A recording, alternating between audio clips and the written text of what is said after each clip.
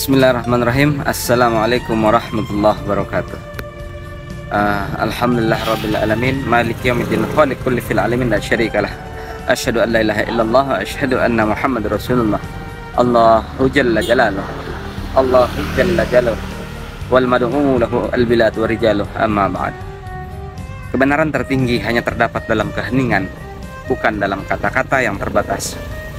Sebelumnya saya memohon maaf kepada teman-teman Sadam Satria Jagat bahwa apa yang menjadi niat daripada keberlangsungan konten-konten yang terkait dengan kalimat hikmah itu tidak mengharapkan bagaimana teman-teman yang melakukan sesuatu hal yang menjadi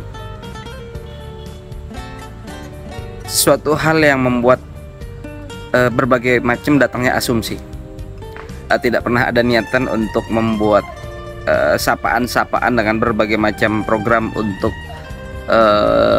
memiliki kepentingan apapun, melainkan semoga itu menjadi hal yang menjadi wasilah untuk kebaikan kita semua.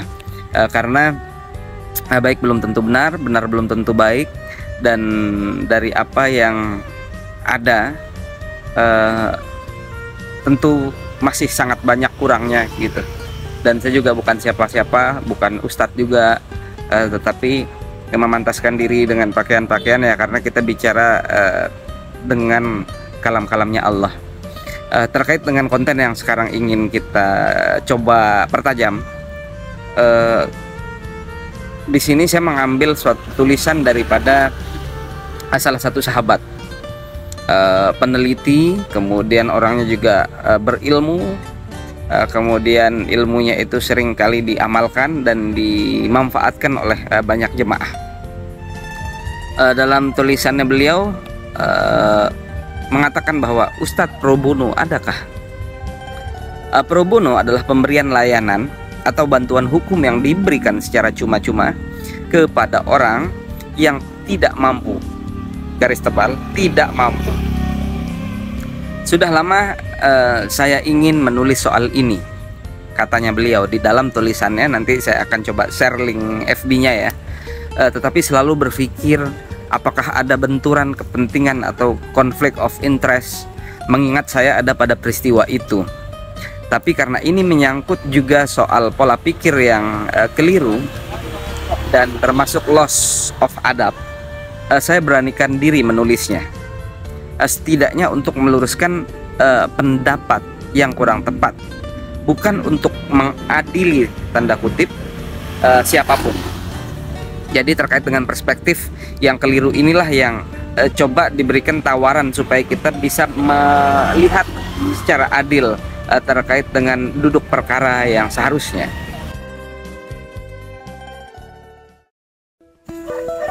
Kisah beliau dimulai dari beberapa waktu lalu. Beliau diminta mengisi pengajian oleh sebuah komunitas elit. Beliau menyebut sebuah komunitas elit ini karena mereka terdiri dari lulusan perguruan tinggi ternama dan jauh lebih senior daripada beliau. Tentunya mereka secara profesi dan kehidupan sehari-hari sudah sangat mapan. Namun setelah setuju waktu dan judul materi yang akan dibawakan oleh beliau, setelah dikonfirmasi dari narahubungnya bahwa komunitas mereka ini adalah komunitas nirlaba, sehingga pemateri, kemudian penyanggah, kemudian moderator bersifat pro bono atau sukarela. Sebagai gantinya mereka-mereka itu dari pemateri ataupun narasumber, kemudian penyanggah dan moderator itu diberikan sertifikat, kata si narahubung. Nah, bagi yang belum tahu istilah ini, gampangnya pro bono itu gratis alias tidak dibayar. Walaupun dibayar atau tidak dibayar sama saja. Nah, persoalannya itu adalah terkait dengan etika, di mana pada saat penyampaian di awal setelah terkonfirmasi terkesan fait accompli atau sedikit memaksa. Nah, padahal disampaikan dari awal juga nggak masalah. Nah, tetapi karena ini bukan komunitas emak-emak majelis taklim yang ada di kampung, apalagi itu dari Universitas Beken lah ya, beliau tuh dalam hati merasa heran. Apalagi ini ternyata bukan ceramah agama biasa, tetapi semacam seminar nasional. Karena ada makalah yang judulnya dirasakan oleh beliau cukup berat dan ada pembandingnya segala, karena ada penyanggah dan moderator dan seterusnya. Nah, kebetulan yang jadi pembanding itu bergelar Dr. Ing alias dokter lulusan Jerman. Tentu ini tidak kaleng-kaleng lah atau tidak main-main. Nah, beliau pun mempersiapkan makalah dengan baik tanpa sedikit pun mengurangi kualitas penyampaian yang dilakukannya. Sebetulnya beliau adalah seorang ustadz, di mana itu adalah sebagai panggilan tugas kemanusiaan, di mana pada saat kita diberikan ruh oleh Gusti Allah pada saat alam kejadian, di umur 4 bulan biasanya sudah terbentuk tulang benulang, terus kemudian segumpal daging itu juga sudah menyatu dengan tulang benulang itu, dan dimasukkanlah ruh. Itu sudah masuk dalam kesanggupan kita. Dan sebetulnya seorang ustadz, pembicara, dai atau penceramah dan sejenisnya itu tidak dibayar nggak masalah, karena pekerjaan atau profesi mereka itu bukan semata-mata transaksional, dan kita semua adalah penyampai kebaikan. Maka penting bagi kita untuk saling mengingatkan. Dan tugas dai adalah berdakwah, kemudian tugas ilmuwan adalah menyampaikan kebenaran, dibayar ataupun tidak dibayar. Seorang dai adalah panggilan jiwa yang sudah ikhlas dalam berdakwah dan sudah sangat puas dengan mendapatkan hadiah pahala ilmu yang bermanfaat sebagai bekalnya setelah mati. Itu dari sudut pandang sang dai, dan tidak perlu kita permasalahkan dan dibahas. Memang ada 1-2 dari mereka yang pasang tarif, tetapi setahu beliau dalam status Facebook FB-nya, sebagian besar tidak demikian, karena ustadz itu bukan artis. Apalagi kalau kita ngikuti beberapa informasi terakhir ya terkait dengan money laundry yang besar kemungkinannya menyeret para artis, dan ustadz itu bukan artis, apalagi yang sampai-sampai menjadi bonekanya daripada orang yang ingin mencuci. Seperti belakang saya nih, ada kali buat mencuci.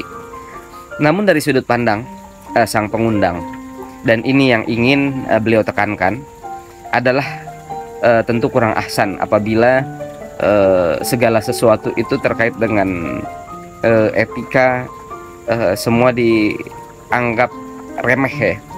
Mengundang ustadz, dai, kemudian penceramah secara gratis menunjukkan tidak adanya penghormatan dan penghargaan diri pada mereka.